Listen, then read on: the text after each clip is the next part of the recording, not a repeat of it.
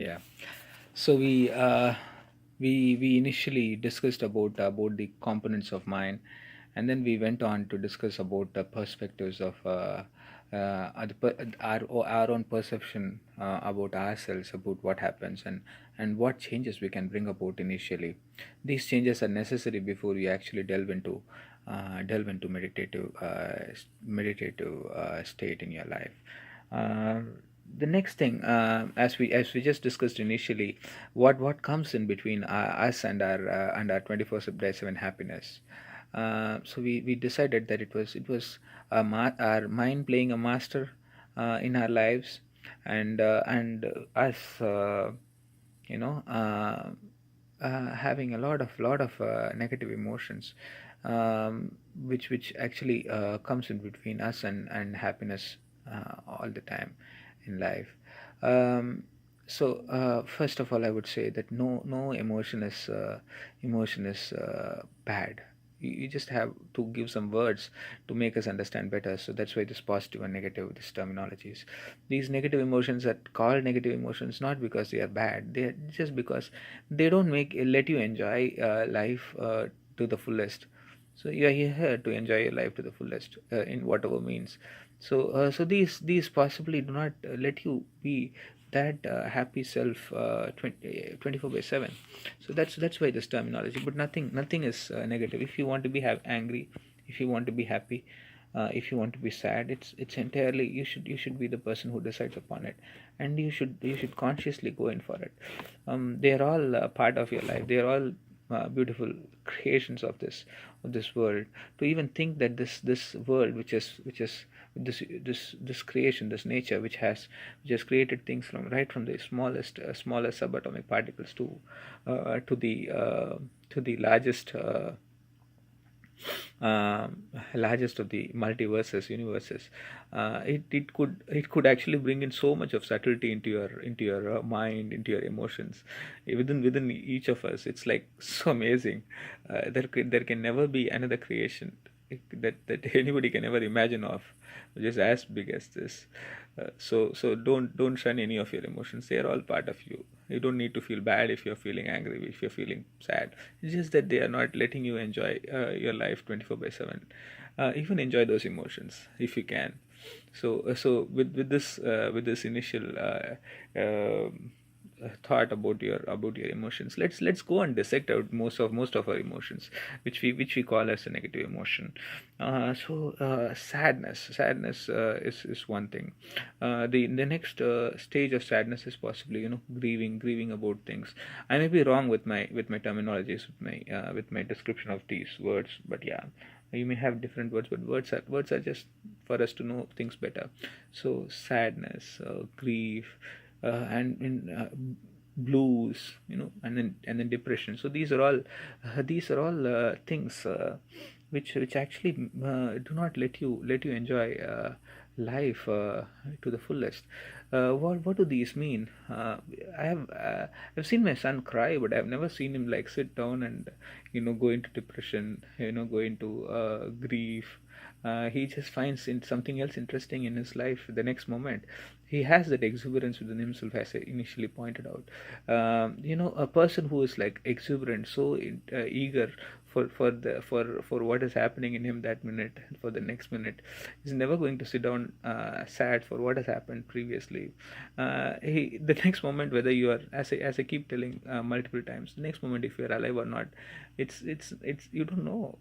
So the previous moment is just your memory. The next moment is a figment of your imagination, and this moment, which is there right now, if you lose the exuberance, then you lose this moment, you lose this reality. Eckhart Tolle has beautifully written a book on the power of now. Most of the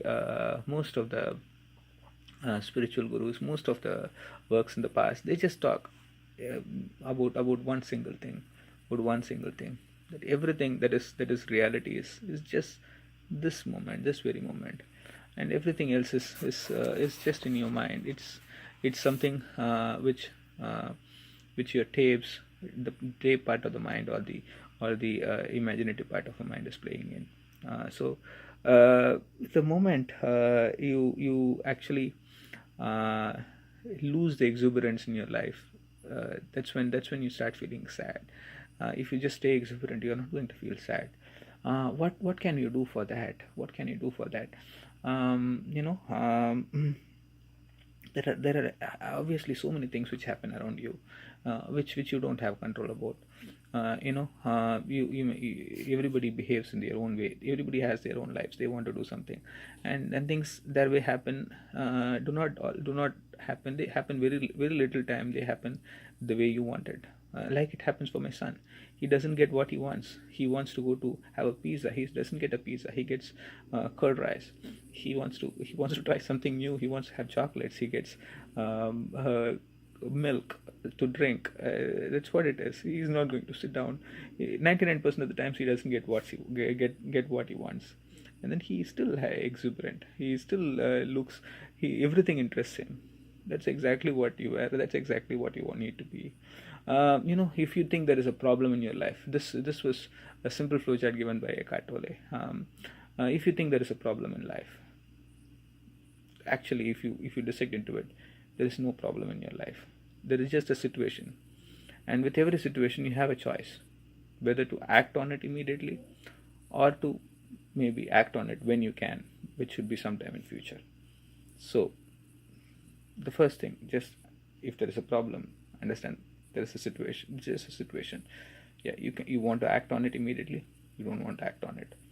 If you just stay in the now, if you're aware of the now, you would be able to do that pretty easily, comfortably. It takes time. I'm not trying to belittle any effort which is made to make this possible comfortably. But yeah, it is hard. But then it becomes, at one stage it becomes easy for you to do. And then yeah. So do you want to act now or act later? Act now. Act now. Just act now. You don't need to feel bad about it, sad about it for acting now.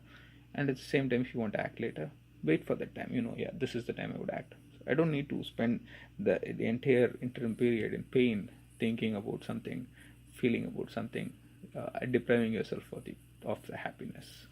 So this is just a little bit about the sadness. What other things happen? Fear is another important thing which is always there. So fear actually stops you from experimenting. Anybody who doesn't want to experiment, most of these beliefs actually come into you just because they give you they feel make you more comfortable, because you have a belief. You say there is a God who is going to take care of you. You have a problem, you say, oh, God will take care of me. You feel comfortable. At that point you feel confident. But at the same time, this is not true. What you don't need, what you do not need in life is this unnecessary confidence or complacence. You just need to look life at the actual way that is, to take things as is. That's what people describe. So if you start doing it, um, you wouldn't actually attach a lot of what your memory tries to convey to you about any situation. So you why do you actually get scared of something, or fear? It's just because you believe, you identify yourself with this physical body that you are. You If you just think that, yeah, it's such a huge universe and I'm a small person, then you're going to obviously be scared about things.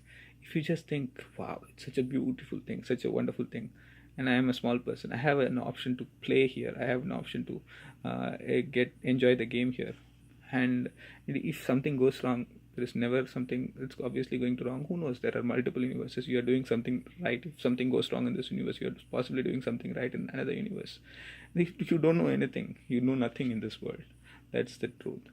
And so you don't need to, you obviously put in all your effort into this, because this is the game. Unless you get yourself involved in the game, you play a volleyball match, you don't get involved in the game, you stand in the side, you're not going to enjoy it. You just keep telling yourself, yeah, I'm enjoying the game. You're standing in the side. Where are you enjoying? If you are in the game, get into the game, play it well, you'll enjoy it. Not with the fear in your mind, not with your memory playing in your mind. Once you start understanding that, yeah, the next moment you may not be there, you just see the impermanence of life, impermanence of yourself, There is no way that fear is going to overtake you. Anger, hatred, uh, resentment, these are all similar things. So it's another beautiful thing, to describe why you have anger. If you think about it, why should you be angry? Just the simple thing is that you want something to happen the way you want it, and the fact is, 99% of the times it's not going to happen the way you want it. Everybody wants life to happen the way they want, and if you think everything just happens the way you want, it's going to get so monotonous. It's going to get so monotonous, so boring. At one point you will start getting angry. Why is everything happening the way I want it? So things happening the way you want it are not the solution for your happiness. Things happening the way everybody wants, there is a chaos, there is some, that makes it so interesting. There is nothing, there is no monotony in life, on earth. So why do you get angry? Just because somebody doesn't behave the way you want, or something doesn't happen the way you want, or you get something the way differently that from the way you actually wanted it. So this is all about anger. And you certainly know that this never happens. Nothing ever happens the way you want it. So why feel angry? When you feel angry, you hate somebody. You know what happens? You think you are hurting the other person, but you can hurt them physically, but not just with your anger. Your anger only hurts yourself. It affects your body. It affects your mind. It affects your happiness. It deprives you of the 24/7 happiness.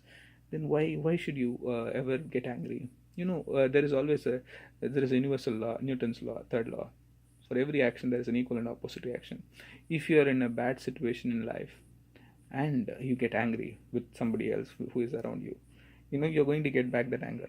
Whatever you throw out, you're going to get back. And already your situation is not good. You're in a bad situation. You get back this anger, you're only going to get make things worse. Nothing is going to improve just with your anger. It's better that you stay calm, you stay a little more poised, equanimous. Things will happen better. It's not going to get worse when you do that. Yeah. There's another misconception that anger, is the best way for you to bring in the best in you. People, especially in the games, football games, people just bring in anger. They think anger is the only thing. It's an intense emotion that makes things happen. Yeah, it is true that intense emotions can make things happen. Emotions can stir you into something, but it doesn't need to be anger. Intense compassion, intense joy, intense exuberance.